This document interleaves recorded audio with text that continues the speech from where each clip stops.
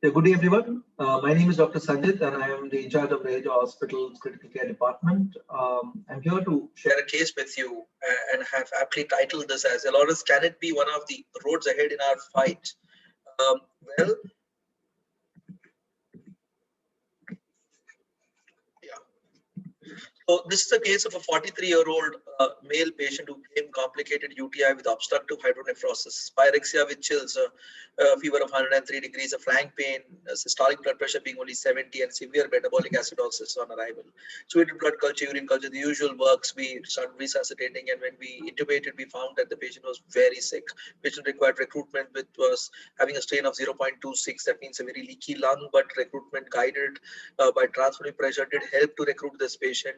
He noticed to have dynamic elastance of 0.6, which indicates severe vasodilatation with a cardiac output of 6.5, a hyperdynamic circulation indeed.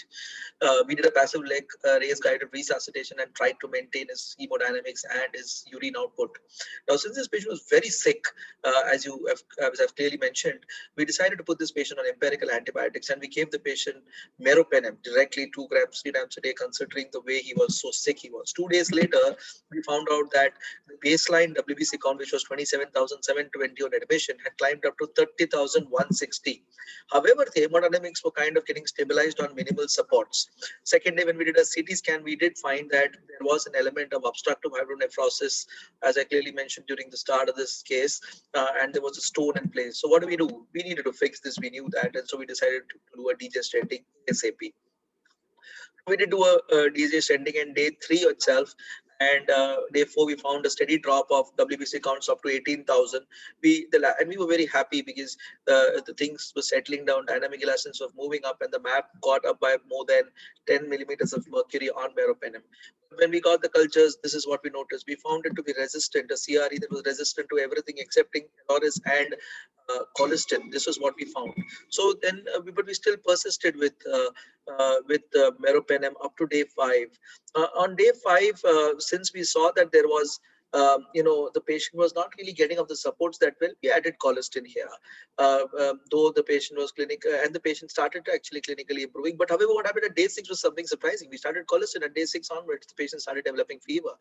Not only fever, we also dropped the mean arterial pressure by another 10 millimeters of mercury, and the dynamic elastance again fell down, indicating that it's probably this kind of bug is not a simple bug. So on day 5, 100.4 degrees, day 6 to day 9, 101 degrees, and at least 4 or 5 times in the day, patient had got fever spikes, and we had to do a lot of resuscitation, catch up with respect to fluid management.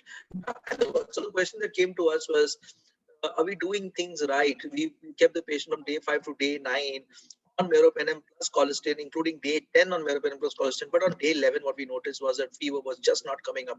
MAP further dropped to 50 millimeters of mercury. Dynamic elastance was low, and WBC counts remained at 16,480. That is when we decided to add Elorus. So we added Elorus at a high dose, 3 grams IVBD, along with meropenem and colistin. We did not stop any of those. But what happened is within 3 days' time, we had a drop in the WBC counts to 12,830.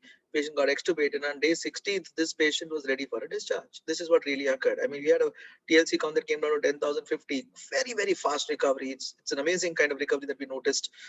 And when we actually looked at this bug that was there, we saw the gel electrophoros actually showed applications of New Delhi metallo-beta-lactamase 1, Verona integron, metallo-beta-lactamases, and AMC. That means 3 different resistance mechanisms in one bug. Now, first of all, we started this community-acquired kind of picture on meropenem. Now, why do we start meropenem? Actually, I think it'll be very soon. We'll be probably starting them on colistin, is what it looked like, at least by this particular study that we did a couple of years ago, when we actually found out that a large amount of CRE is isolated in guts or stool samples of patients who are not even there for any kind of sepsis. They're kind of for an angioplasty. When we actually looked at all those patients' stool samples, we found a very high proportion of CRE, combinations of Klebsiella E. coli, Klebsiella oxytoca, Enterobacter, enterogens. And when we studied the resistance mechanisms, many of them had combined resistance mechanisms. Another study that we did a couple of years ago, over 8 months, was 823 gram-negative isolates. We took out all those who were resistance other than MBLs and more than one mechanism of resistance. And the total samples we got was 141, predominantly being Klebsiella pneumoniae, E. coli, and Acinetobacter. There again, 64.53 of them were MBL producers. That means there was a large amount of MBL production in our community. Now, when we actually studied these with respect to the various antibiotic sensitivities, what we found was LRS stood apart from all of those: cephalosporin, sulbactam, piperacillin, tazobactam, meropenem, across the board, Acinetobacter baumannii, E. coli, Klebsiella, and Proteus vulgaris. In fact, the resistance pattern was the least when you looked at LRS versus any of the rest of these antibiotics, clearly indicated by those blue bars where the resistance pattern was low for Acinetobacter baumannii, E. coli, and Klebsiella pneumoniae and Enterobacter cloacae. So, needless to say, our patient also had a combination of NDM1, VIM, and AMC, and probably this is the reason when we thought about it, this patient kind of improved. Maybe such cases may need a little extra, is what I feel. Medical, especially those cases, they are very, very sick. Medical legal implications of not using something that was sensitive is also something that comes to my mind. If you have a report staring at you saying that this is sensitive, tomorrow will the court say, why did you use this particular this antibiotic? Well, that's a complete different story. Is there a harm? Is the question. If I use this, I mean, why use it? Why don't use it if there is no harm? It did help this patient, though, it seems, and I really don't know why. Let's go back to what Alexander Fleming said. Nature just makes penicillin. I just found it, is what he said. And then many years later, Anschaff Miller was the first patient who was saved by penicillin that was discovered by Alexander Fleming. And when he received the Nobel Prize for this big discovery, he mentioned penicillin sat on a shelf for 10 long years. Well, I was called a quack. Similarly, drugs like LRS, which many people detest, may be something that might be the one of the future. Maybe these patients require a little bit of extra help. Maybe LRS might be the answer.